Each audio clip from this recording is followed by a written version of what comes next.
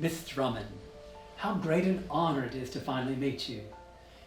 It's doubtless Trivet has told you absolutely nothing about me.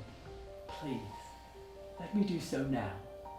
I knew your Uncle Jefferson before he died, and both your parents before they too passed. My name is Otto Carlisle. Why did you call me Miss Drummond, when you know my name is Maggie? I didn't want to confuse you. I am confused. You knew my family. You know me. And I have no idea who you are. I am a friend. I knew your uncle and helped him accumulate his, and now your wealth. I was always wealthy, you see. Again, I don't want to confuse or frighten you. Now that you are here, I can tell you everything, anything you want to know. You look just like your father, and your mother, are sharp to the very bone.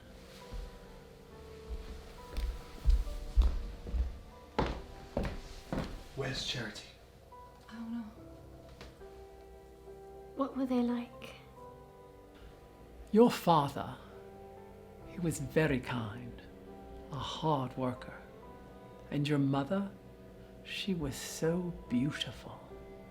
They loved you so much. Everyone did. You were so small when they... Do you remember them? No.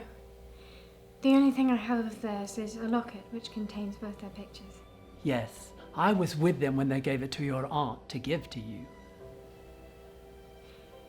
Do you know how they died?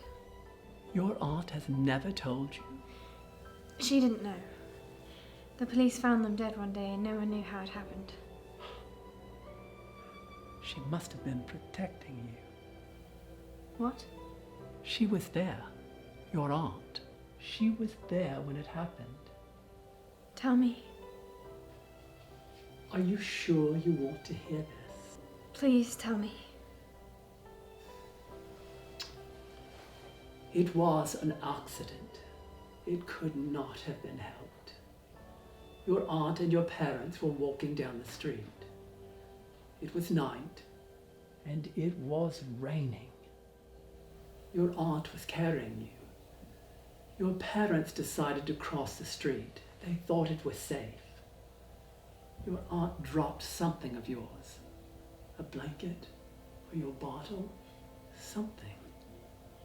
I can't remember. There was a runaway horse and cart on the street where your parents were walking. They didn't see it as the vision was obscured by the pouring rain. They couldn't see it. At least not until it was too late. I see.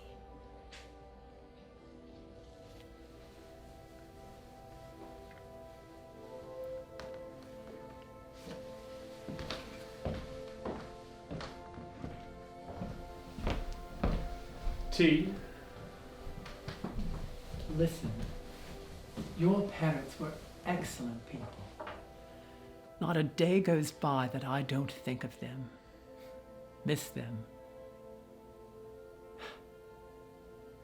But I've heard from Trivet that you are doing quite well, getting along nicely in your new life. It has definitely been an adjustment. Tell me, what is your favorite thing about New York? Well, I think I most enjoy the society. There is a family here called the Stars. They have the most lavish, exquisite parties. Only the wealthiest people are allowed to attend. I adore their gatherings. I like the way I feel when I'm with them. Ah, you feel important. Yes. That's good. That's lovely to hear. You are important. And just think of all the people you'll help with your inheritance. Trivet and I have already been giving funds to my clients.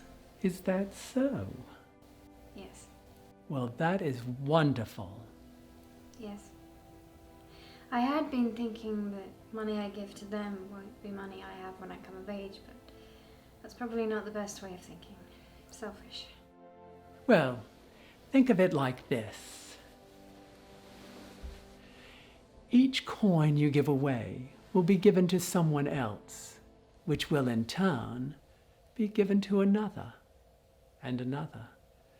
And perhaps at the apex of its journey, it will make its way back to you. Someone said that to me once, and I thought it quite clever. I live by it. I agree. That is an interesting way of looking at it.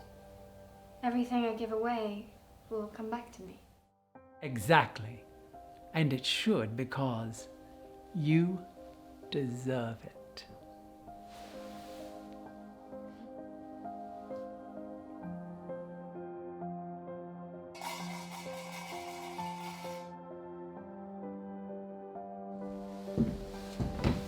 Sorry, I didn't know I was late.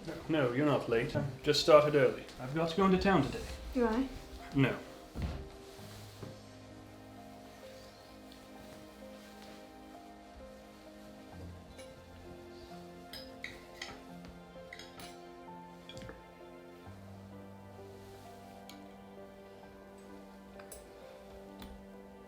I have something to say. I have long been thinking of how I might present this to you. I have awakened to the sound of clanging and shouting in the kitchen since almost my first day here. I know you want me to forget who I was, and to be honest, I almost have, but I think I can help the staff not to make such noise in the morning. Well, Is something wrong? Can I help? no, stay here.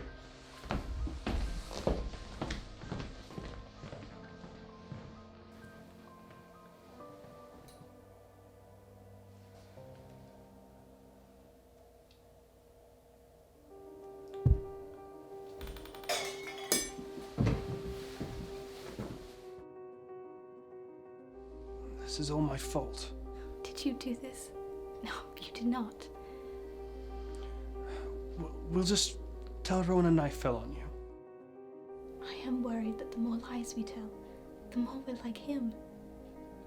I do not want you to end up like him. That would break me. I could not bear it. Charity. It'll all be made right soon. She's almost of age. Shh. I hear footsteps. What? I told her to... Arminia, is that you? I told you to wait upstairs. I heard noises. Charity! What's happened? I was getting a pot from one of those high shelves. It had a knife in it and I didn't know. It nicked me is all. I'll be fine. Yes, so you keep saying. I must get you to a doctor. I can take care of things here. What were you all talking about? When? Something about how something is all your fault and whatever it is will be made right when I'm of age? So self-centered, Sharpe. Not everything is about you. Don't call me Sharpe. Well, if it isn't me, who is it then? Go upstairs. No. Do you want your inheritance? Go upstairs. You can't. Can't I?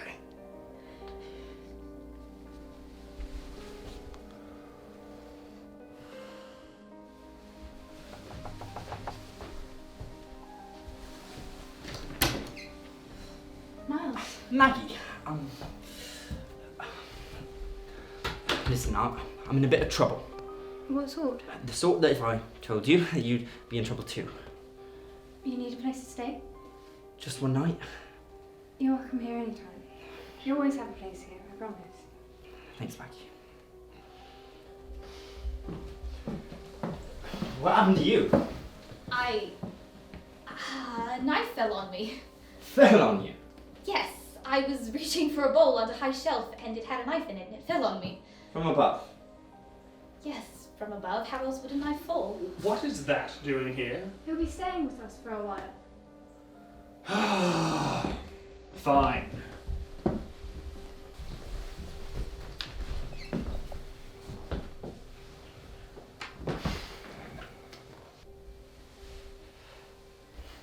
What are you thinking? Food! I meant about charity. Why did you make such pointed remarks about the knife? Well, the angle at which she was struck, the blade started near her eyebrow and ended near her hairline. This business about falling out of a bowl. The handle is heavier than the hilt, right? So, assuming she's grabbing the bowl off a shelf, she'd grab the rim, tilt it toward her, and the knife would fall out the hilt first. Worst thing that would happen is she'd get a cut on her hand or a nasty knot on her head. But there wasn't a cut on her hand, nor any other part of her. Just her head. It looked more to me like she'd been attacked. And Winifred and Charity were the only ones in the kitchen at the time of the incident. No, it wouldn't have been Winifred. Although Winifred came up to get trivet, could it have been him? He said it was all his fault. No. What? Nothing, it just, it wouldn't have been him. Why are you smiling like that? No reason. Well, come. Let's get that food you were talking about. Oh, yes.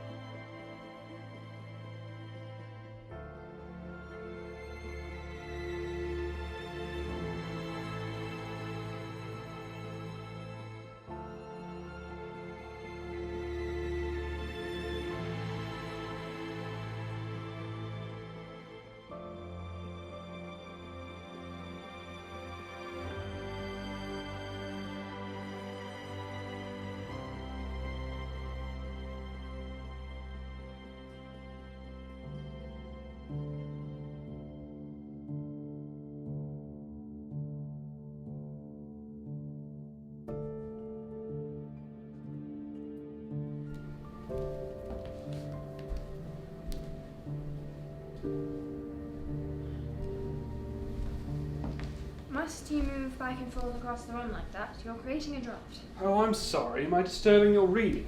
You are, in fact. You're not even reading. You've been on the same page for the last 10 minutes. I cannot focus with your pacing.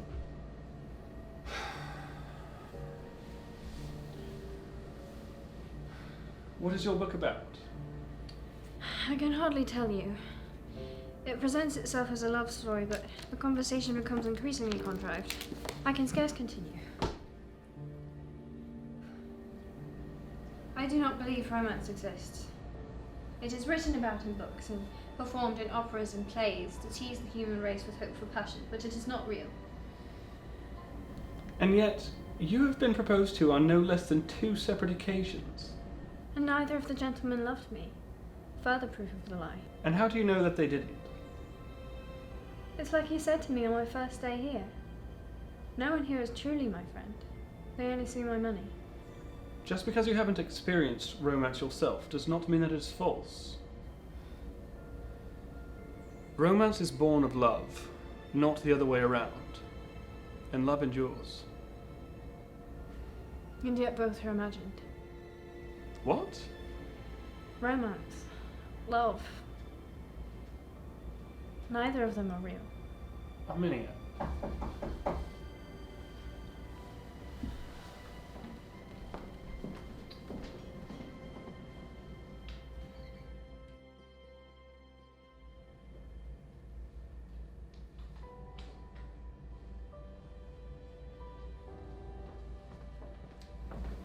Mr. Carlisle to see you, sir, miss.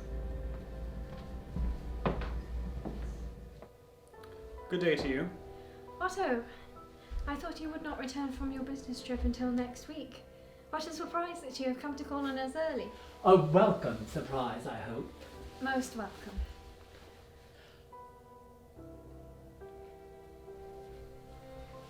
I'm afraid I can't stay for tea. My visit must be a short one. I only came to see how my friends have fared since I last called on you. We fare well. I cannot complain. But I've been incredibly bored of late. Nothing new has happened in an age. What of the stars? Do their parties fail to entertain you? They're always the same. Same company, same food. Nothing impresses me. I find everything quite dull now. Do you know, I was a victim of the same lull a few years ago. You are exceedingly cheerful now. How did you manage it? I think the best course of action is to rely on one's own strength in order to remain positive. Your wisdom astounds me. Well, I must be off. Are you sure we can't persuade you to stay a minute longer? Well, I suppose there would be no harm in staying for tea. Trivet, do you mind? Not at all.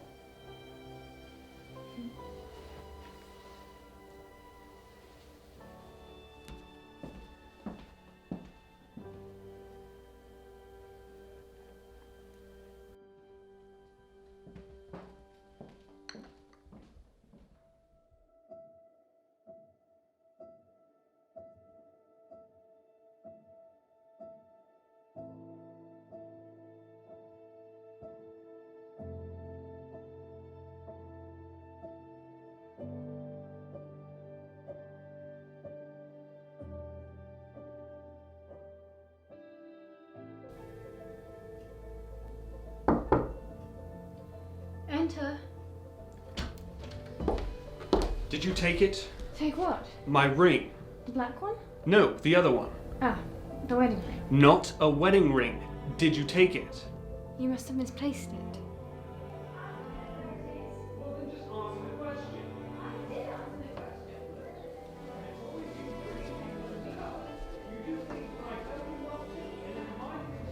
Did you take it? No. Then it must have been Miles. What? No. I didn't misplace it. Miles must have stolen it. He wouldn't. Why don't you go and ask him? He's fled, probably after taking my ring. He's gone? Is everything alright? I heard shouting. Sorry. Trivet lost something and now he's blaming me on Miles. Lost something? What did you lose? My ring. Why would Miles steal that? It's of no value. Oh, don't you have work to be getting on with? No more work than you have. Did you check your jewelry box? For what? Evidence of theft. I don't need to. Look.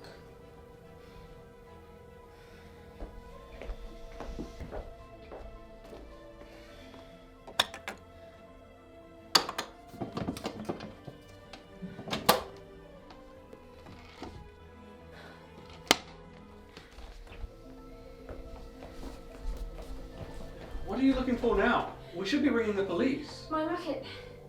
My locket's gone. I'm calling the police. Not yet. I need to talk to him first. Do you even know where he is? Be careful! Do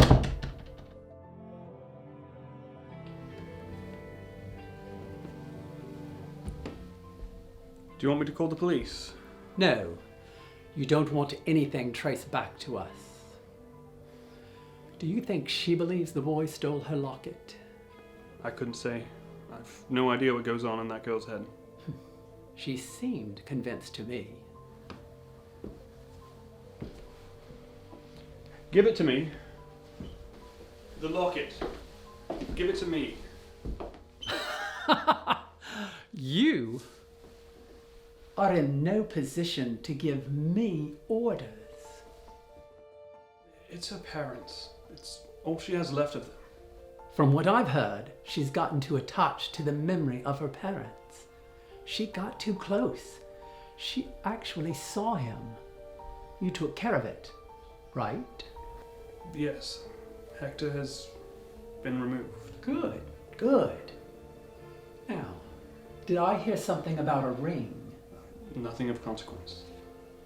Are you sure? Yes. Father.